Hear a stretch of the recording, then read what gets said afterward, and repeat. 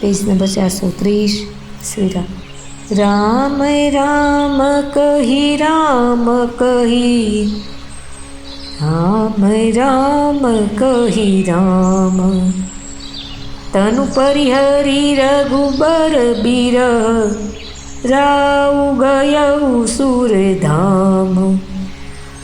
राम राम कहीने वળી રામ કહીને, પાછું રામ રામ કહીને અને વળી રામ કહીને રાજા દશરથજી શ્રીરામના વિરહમાં શરીરનો ત્યાગ કરીને સુરલોકમાં સિધાવી ગયા।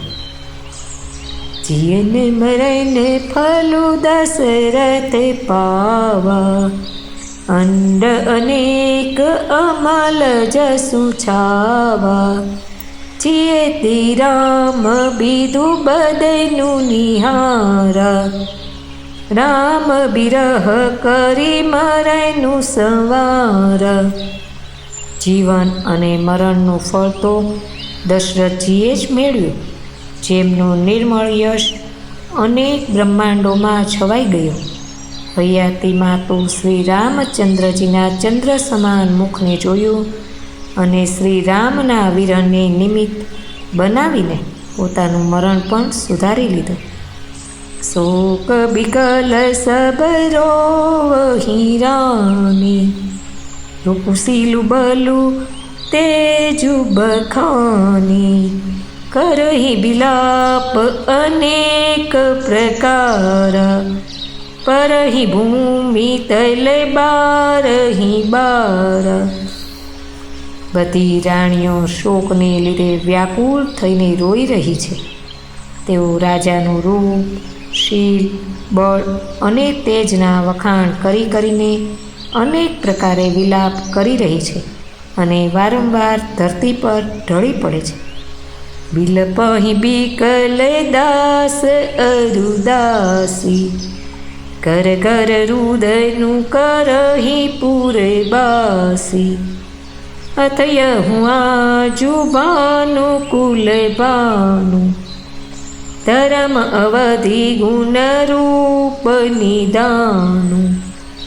દાસ દાસીગણ વ્યાકુળ થઈને વિલાપ કરી રહ્યા છે અને નગર નિવાસી ઘેર ઘેર રોઈ રહ્યા છે।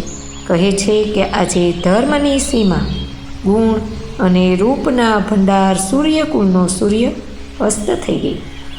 ગારી સકલ કઈ કઈ દેહી, નયન બિહીન કીન જગ જેહી। એહી વિધિ બિલપત રે નિબિહાની, આયે સકલ મહામુનિ જ્ઞાની।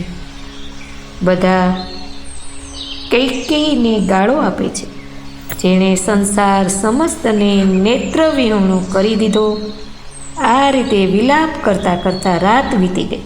પ્રાતઃકાળે સર્વ મોટા મોટા જ્ઞાની મુનિઓ આવ્યા। તબ વશિષ્ઠ મુનિ સમય સમ, કહી અનેક ઇતિહાસ।